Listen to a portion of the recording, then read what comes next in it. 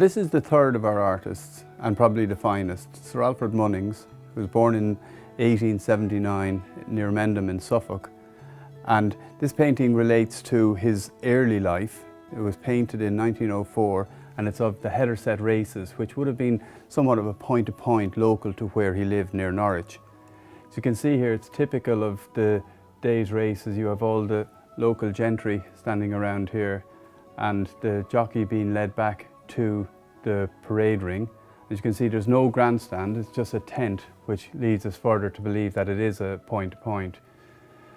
It's a typical work of Munnings. It's lots of colour, lots of movement, a very gay day, as he would describe it himself.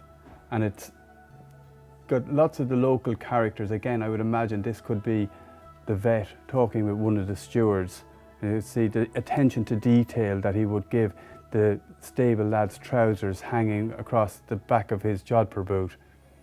He did this painting when he was 25 years old, and the interesting thing is that the style that he painted in was the same style when he was still painting in 30, 40 years later, when he painted the fine horses for the great American owners, the Astors, in the early 50s in New York. This is a painting called Going Out at Epsom, and it was painted in 1929, 25 years after the previous painting, Heatherset Point-to-Point Races.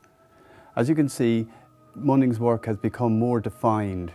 The animal, the head of the horse is much finer, the eye is much clearer, colours good and bright as usual, and the sky here shows how Munnings has matured as an artist, and now he's recreating the total scene. This is probably one of the most famous Munnings paintings in circulation today, and it was recently sold at auction for £3.5 million.